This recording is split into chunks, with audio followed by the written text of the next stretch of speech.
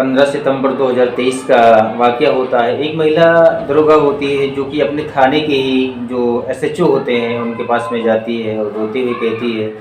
कि सर अब हद हो गई और जो भी कुछ आपने किया वो बहुत कुछ गलत किया है और शायद अब तो मेरा शोषण करना बंद कर दो। लेकिन ऐसी बात सुनने के बाद में वो जो दरोगा होता है उसको गुस्सा आ जाता है, आवेश आ जाता है। तो उसके बाद में वो कहता है उस जो महिला दरोगा होती है उससे कहता है कि आखिरकार हुआ क्या है, कुछ बताओगी? तो उसके बाद में जो महिला दरोगा होती है वो कहती है कि दरअसल मैं आपकी बच्ची की माँ बनने वाली हूँ और जो भी आपने मेरे साथ में कुकृत्य किया है या जघन्य अपराध किया है और इतने तक जो सब हुआ वो सब सही है, लेकिन अब मेरे को बख्श दो। और शायद मैं जो एक शादीशुदा मेरी ज़िंदगी है उसको आपने तबाह कर दिया, उसको बर्बाद कर दिया। और ऐसी बात सुनने के बाद में जो दरोगा होता है वो एसएचओ होता है वो उसके पेट पे लात मार देता है ज़ोर से। और लात मारने के बाद में उसके पेट में अचानक काफ़ी दर्द होने लगता है, जिस दर्द को शायद बर्दाश्त नहीं कर पाती है। और उसके बाद में सीधे वो जो महिला डॉक्टर होती है उसके पास में जाती है और अपने साथ में जो घटित घटनाक्रम होता है जब वो बताती है तो डॉक्टर जब उसकी जांच पड़ताल करते हैं तो जो अल्ट्रा रिपोर्ट होती है उसमें निकल के आता है कि दरअसल जो पेट में गर्भ में उसके बच्चा पल रहा होता है उसकी मौत हो जाती है, उसकी डेथ हो जाती है। तो उसके बाद में जो लेडी डॉक्टर होती है कहती है कि दरअसल हमको आपका एबार्शन करना पड़ेगा, गर्भपात करना पड़ेगा, नहीं तो शायद आपकी भी जान जा सकती है। तो उसके बाद में उसका एबार्शन होता है और एबार्शन होने के बाद में अभी तक तो ये खबर जो होती है ये दो लोगों के बीच में होती है, जिसमें वो महिला दरोगा होती है और जिसमें वो उस थाने का एसएचओ होता है। तो उसके बाद में फिर ये बात डॉक्टर्स को पता चल जाती है, हालांकि फिर तब तक ये बात कहीं ओपन नहीं होती है। और उसके बाद में जब वो महिला दरोगा होती है गर्भपात न करवाने के बाद में फिर से अपने ड्यूटी पे आती है। तो उसके बाद में जो दरोगा जो एसएचओ होता है उस थाने का वो फिर उसका शोषण करना प्रारंभ कर देता है। तो दरअसल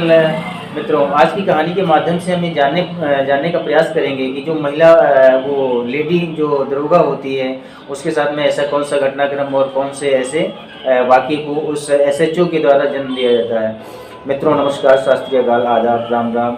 मैं मुकेश मिश्रा। मित्रों मेरे आज के इस एपिसोड में आप सभी लोगों का बहुत बहुत हार्दिक स्वागत, अभिनंदन और आत्मीयता के तौर पे बहुत बहुत प्यार और आपके स्वर्णिम भविष्य की कामना। मित्रों की आज की जो सच्ची घटना है, सच्ची घटना बिहार प्रदेश की जो राजधानी पटना है, पटना के अंतर्गत ही आने वाला एक पुलिस स्टेशन पड़ता है जिसका नाम होता है जक्कन। तो जक्कन जो पुलिस स्टेशन होता है उसका जो ऑफिसर्स कैंपस होता है जिसमें ऑफिसर्स लोगों के आवास बने होते हैं, जो पुलिस के अधिकारी होते हैं, पुलिस के जो जवान होते हैं उनका जहाँ पे आवास बने होते हैं, वहाँ पे एक महिला दरोगा होती है। वो अपने को देखती है और जब उसकी आँख खुलती है दरअसल तो वो अपने को न्यूड अवस्था में देखती है, निर्वस्त्र अवस्था में देखती है। और ऐसा देखने के बाद में उसके जो पैरों के तले की ज़मीन होती है खिसक जाती है। तो जब वो ऐसा देखती है तो उसको विश्वास नहीं होता है कि हमारे साथ में आखिरकार ये क्या हुआ। दरअसल जब उस महिला दरोगा की घड़ी पर नज़र पड़ती है तो उसको याद आता है कि अभी 5 मिनट पहले की तो बात है, मैं यहाँ पे सेक्सुअल अच्छी तरह से बैठी हुई थी और जो एसएचओ साहब होते हैं हमारे उनके साथ में मैं काफ़ी पी रही थी। दरअसल जिस कमरे में वो लेटी होती है न्यूड अवस्था में उसके तन पे कोई कपड़ा नहीं होता है। दरअसल उस कमरे में जब वो एक फ़ोटो लगी होती है, उस फोटो पे जब उसकी नज़र पड़ती है तो उसे पता चलता है कि वो जो फ़ोटो होता है दरअसल जो जक्कन पुलिस स्टेशन होता है उसके जो एसएचओ होते हैं उनका होता है। और जब वो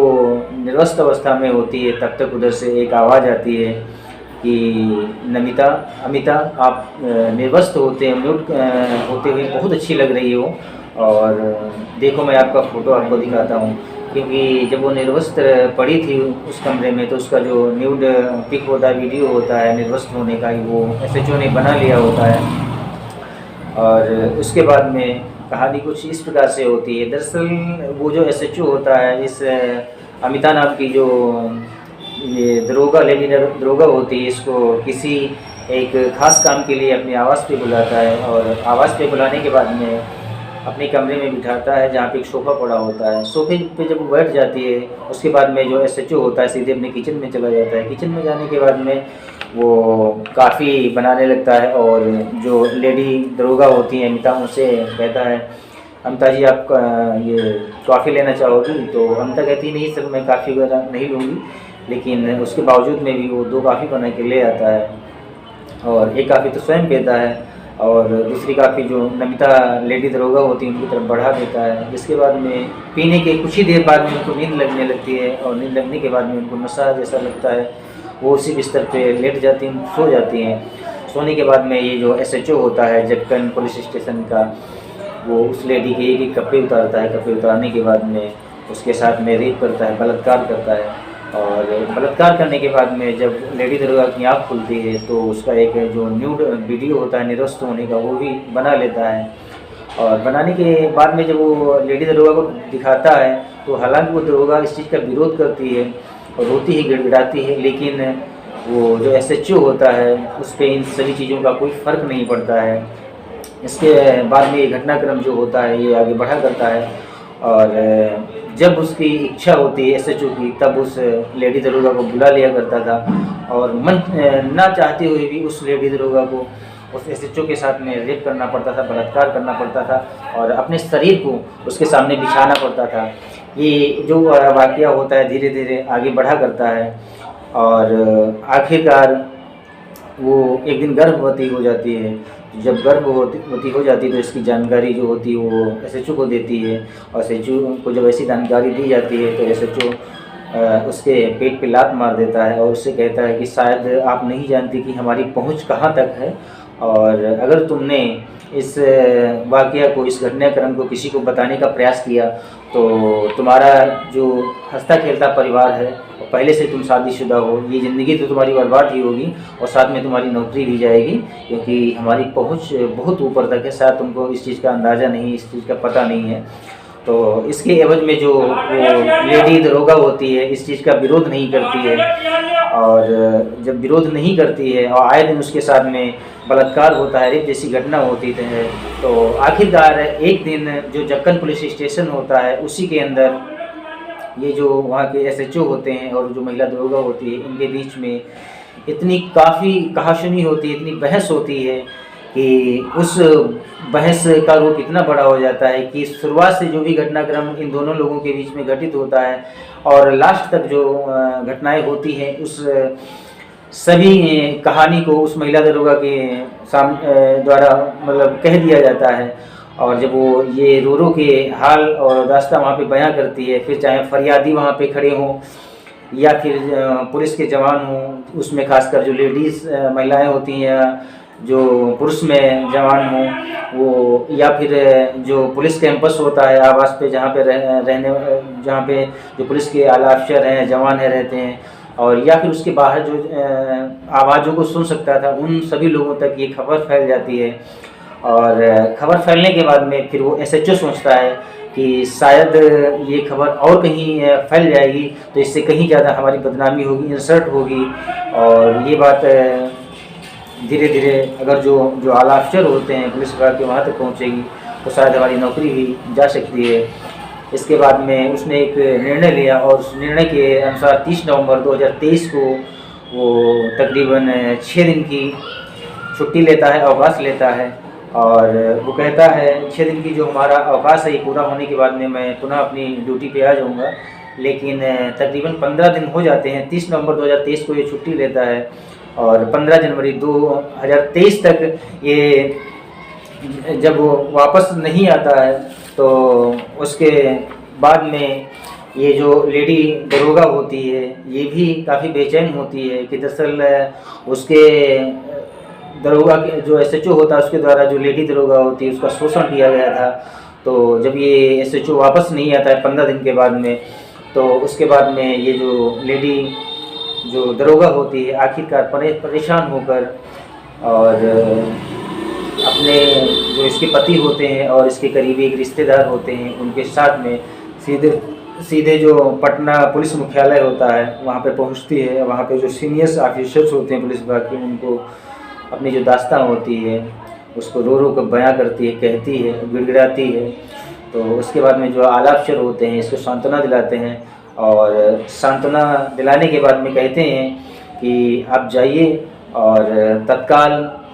एक टीम का गठन किया जाएगा, और इस घटनाक्रम के पीछे अगर जो एसएचओ दोषित है कहीं पर से भी, तो उसको किसी भी रूप में बख्शा नहीं जाएगा। और ऐसा आश्वासन दिलाने के बाद में उस लेडी दरोगा को फिर वहाँ से जो आला अफसर होते हैं पुलिस के, वो उसको भेज देते हैं, और जो पुलिस के आला अफसर होते हैं उनके अनुसार एक जांच की कमेटी बनाई जाती है, जिसमें जो इस जक्कन जो पुलिस स्टेशन होता है उस ज़िले की जो तत्कालीन एसपी होती हैं स्वीटी सहरावत और एसपी होते हैं भरत सोनी, उनको इस घटनाक्रम की जांच दी जाती है। और जब जांच दरअसल इस घटनाक्रम की उनको सौंपी जाती है, तब तक ये जो घटनाक्रम होता है, ये वाक़या होता है, सोशल मीडिया के जितने भी प्लेटफॉर्म होते हैं, चाहे वो यूट्यूब हो या इंस्टा हो या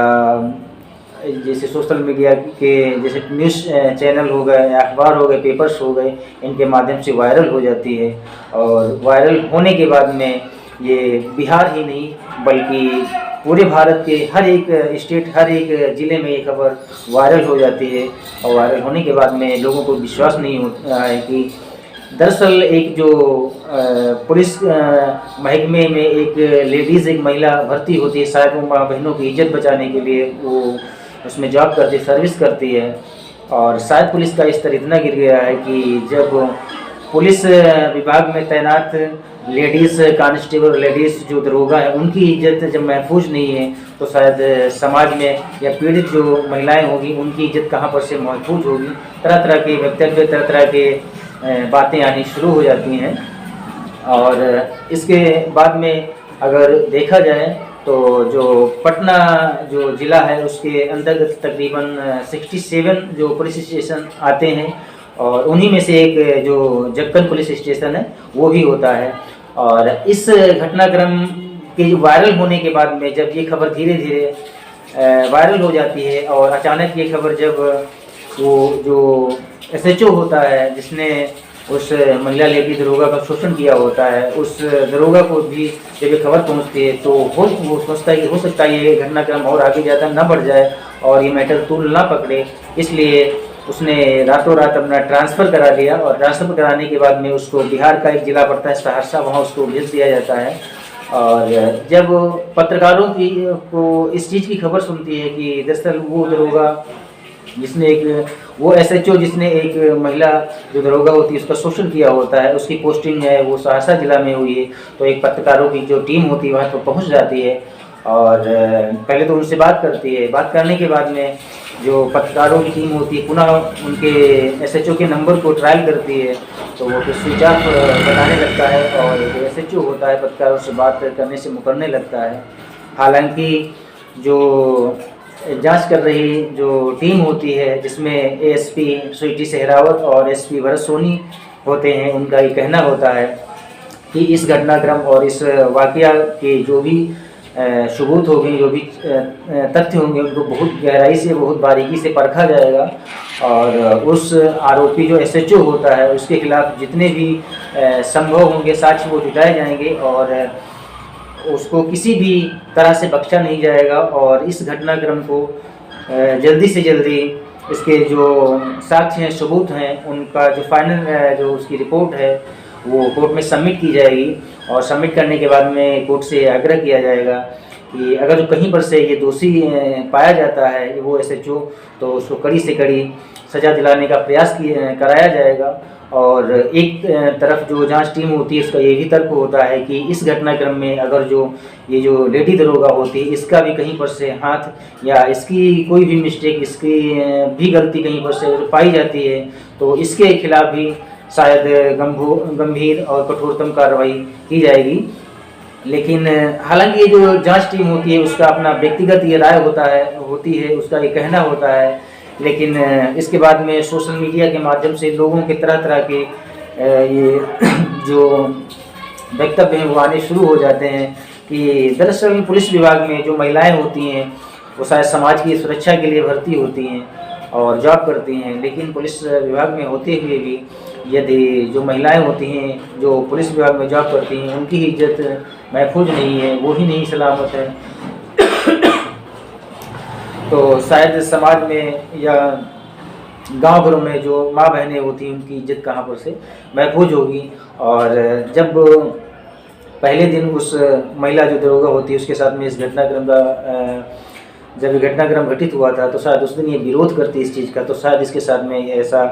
है ना हैवानियत भरा कुकृत्य उसके साथ में ना होता।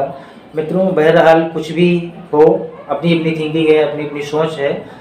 पुलिस के रूप में भी आज भी न जाने कैसे भेड़िया पुलिस विभाग में भी हैं जो पुलिस जो विभाग होता है उसको कलंकित किए हैं। मित्रों, इस कहानी और इस घटनाक्रम को आप सभी लोगों को सुनाने का मेरा इरादा कतई नहीं है कि आपको पीड़ा हो, आपको कष्ट हो और आपका दिल दुखे। इस घटनाक्रम और इस वाक़या को आप सभी लोगों को सुनाने का मेरा मेन इरादा ये है कि आप सब लोग मैच्योर हों, परिपक्व हों, सजग हों और समाज में यदि कोई भी अपराध जन्म लेता है तो पहले ही उस अपराध को दफन कर दें, कभी भी उस अपराध को फलित फूलित ना होने दें। मित्रों, इस एपिसोड में इतना ही, मिलते हैं नेक्स्ट एपिसोड में, इससे ज़्यादा कहीं यूनिक बताने का प्रयास करेंगे। आशा करते हैं कि आप सब लोग अच्छे होंगे, अपना ख्याल रखिए। तब तक के लिए मित्रों आपको बहुत बहुत प्यार, हार्दिक शुभकामनाएं। मित्रों, जय हिंद, जय भारत।